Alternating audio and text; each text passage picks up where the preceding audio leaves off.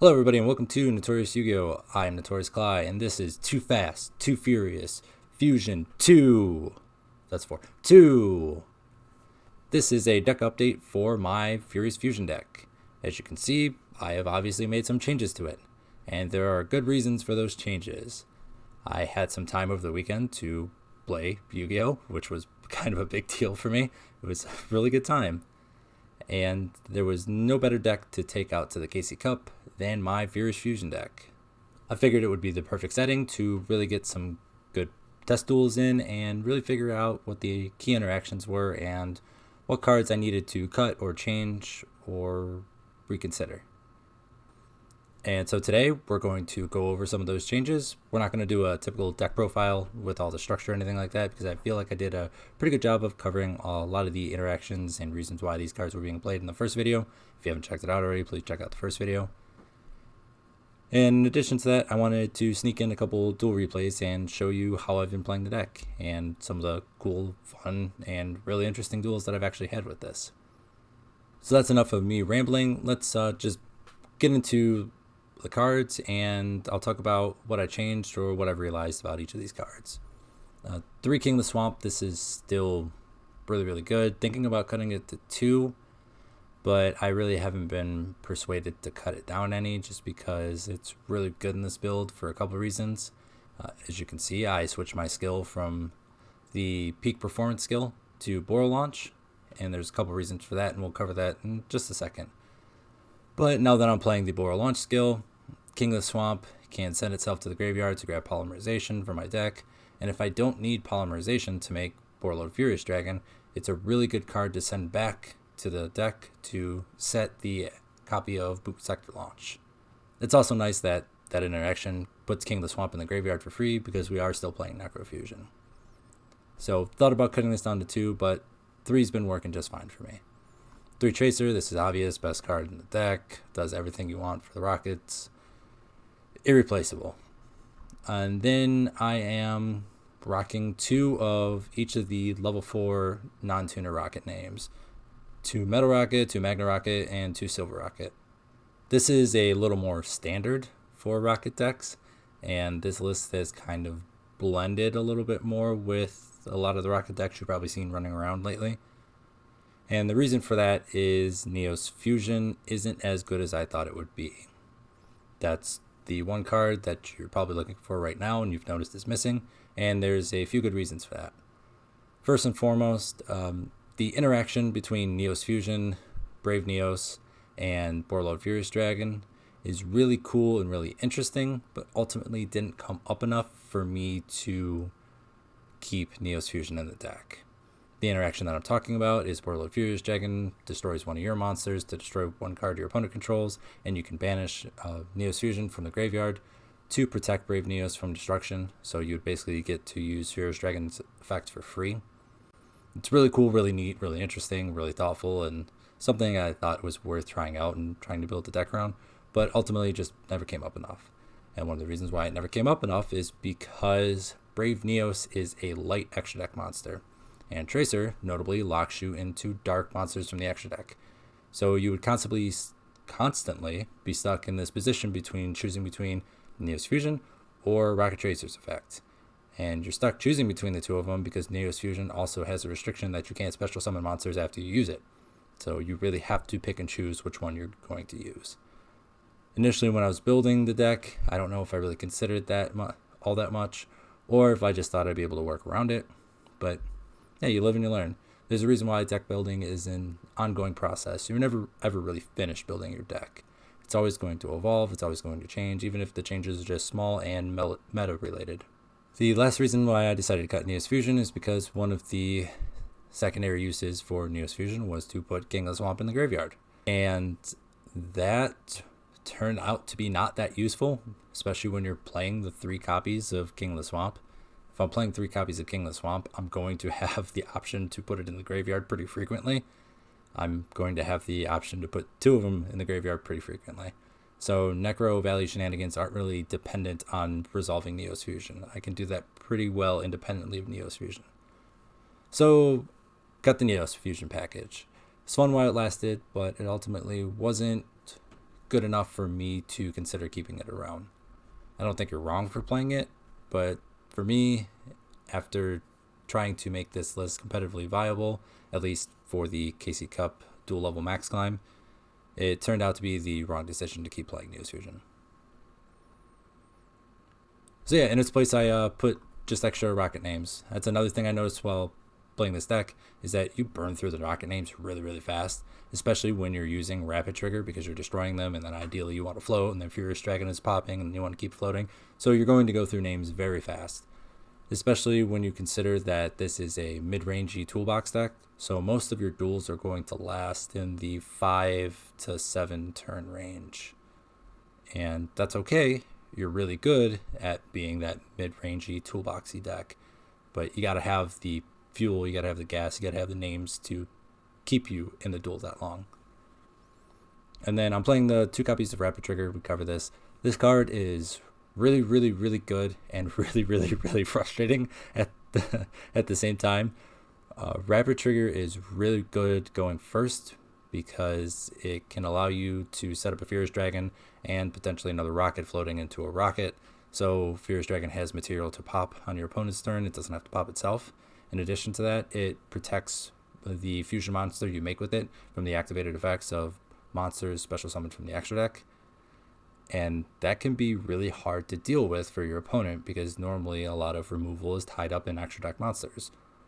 And if they can't use that removal to get rid of Furious Dragon, it's just going to keep popping your rockets and keep popping their cards, and your rocket's going to keep floating, and you're just going to keep snowballing and eventually grind them out of the duel.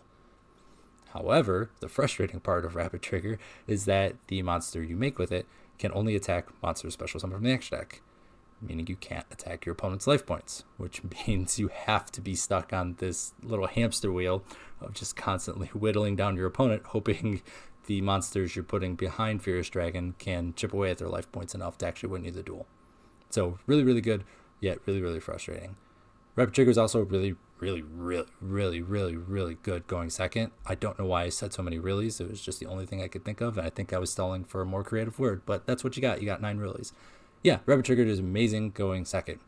It's really good for going second because you can use it to dodge your opponent's effects. If you put enough names on board to use Rapid Trigger, you can try and bait them into bouncing, destroying, removing one of your rockets. And when they do, you can drop Rapid Trigger on them, destroy them, and then get a Furious Dragon out of it. There's also a nifty thing that I've done a couple times where I'll be able to quick launch into a Tracer, then normal summon to King of the Swamp, and my opponent has no idea what I'm doing. Then I drop Rapid Trigger on them, and then Rapid Trigger will fusion Millennium Eyes Restrict out of nowhere on them. In addition to that, I'll be chaining Rocket Tracer's effect, targeting the quick launch to get another body on board, so I could potentially keep the Tracer on field while destroying the other rocket, so I get Millennium Eyes Restrict and another rocket to float in the end phase and still Tracer. And that's a really cool, neat interaction. So yeah, Rapid Trigger, a lot of cool stuff you can do with it, a lot of utility, very good card. Frustrating at times though. 3 quick launch, doesn't need any explanation. Lifeblood of the deck with Tracer. 2 poly, even if I cut King of the Swamp down to 2 copies, I think I'd still play 2 poly. I really want to see either poly or Rapid Trigger in my opening hand, and 4 copies is good. And then you're basically playing 3 extra copies of poly with King of the Swamp. So I have 3, 5, 7 ways to try and fusion. It's also nice to have the polymerization to be able to use rockets from the hand or field to make Furious Dragon. There are times where you'll just open non-tracer names and no other way to get a rocket on field for Rapid Trigger, so the poly does come in handy. So I think I would keep it at 2 copies. Boot Sector Launch included this for the Borreload launch skill. I think now is a good time to cover it. I decided to switch to the Borreload launch skill because it's pretty easy to tuck back a card from our hand into the deck to get Boot Sector Launch. In addition to that, it helps get extra bodies on board for Rapid Trigger. And then there's all the other cool stuff it can do, like bring stuff back from your graveyard if your opponent has more monsters than you. And it does the same thing that Mountain was doing. It's a face-up card on our side of the field that we can pop with Tracer without feeling bad about it. Then 2 Crackdown. This is a notable addition because Neos Fusion is gone, so now I have some limited 3 slots. Crackdown's really good. I don't have access to IDP or Compulse. I never bothered to go and get them. I didn't want to dig through the selection boxes for them.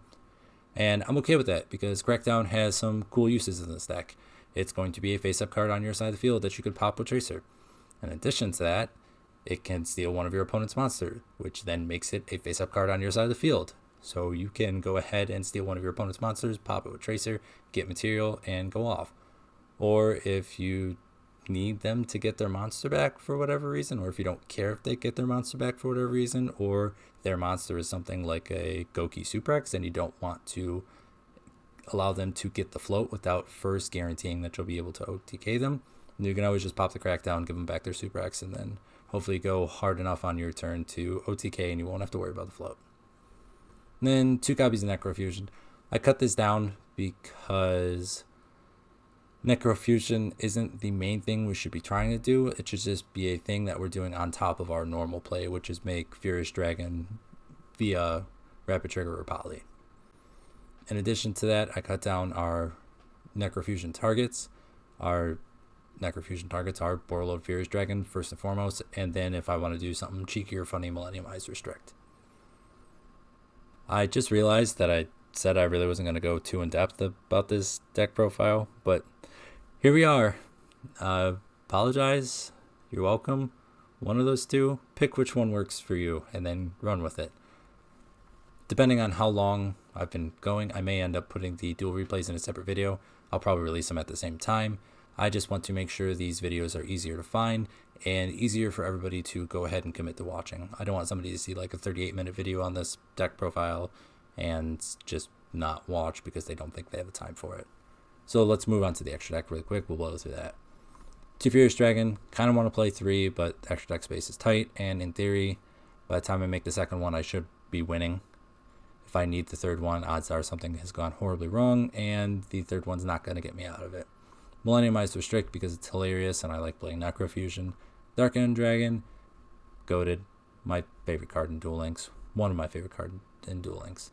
I can't believe I did Crimson Dirty like that the other time and said Dark End was my favorite. One of my favorite cards in Duel Links is Dark End Dragon. You're going to have to convince me not to play it. I kind of want to play Hot Red Dragon Archfiend just for the pop everything and face up attack position because it has come up a couple times, but it hasn't come up enough for me to consider dropping something else. Although I do have something on my radar that I'm considering dropping. I added Abyss Dweller mainly because it's just an amazing generic rank 4 to get into. It's a little tricky to make sometimes since Tracer does lock you into dark monsters on the extra deck, but Abyss Dweller can be game-willingly strong, and there's enough graveyard effects floating around out there that I feel comfortable running it in the extra deck. Steel Swarm Roach. This is here because I don't have Evil Swarm Nightmare, and I wanted a good generic dark rank 4 to go into turn 1. Turns out Roach never comes up that much. The matchup that I put Roach in for was specifically Mech Knights and occasionally random Synchro stuff or maybe like Galaxy Eyes. And I guess it has some implication against trains. Not so much when they're making the XEs, but when they're trying to get the materials on board for the XE summon.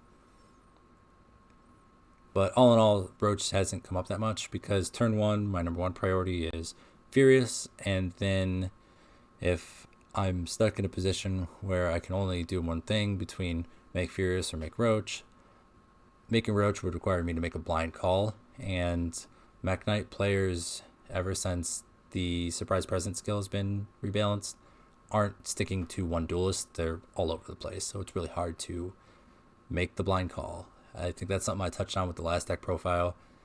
Toolbox decks, when going first, it's really difficult because you often are making a blind call and you have to make the blind call right in order to put yourself in a position to win. Otherwise, you're just down on resources and you might not be able to come back.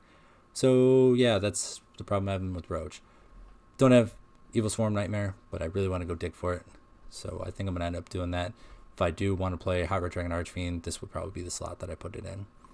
Borreload Dragon, because it's required by skill. In addition to that, it's Borreload Dragon. It's a house, it's a tank, it's a beast, it's a monster.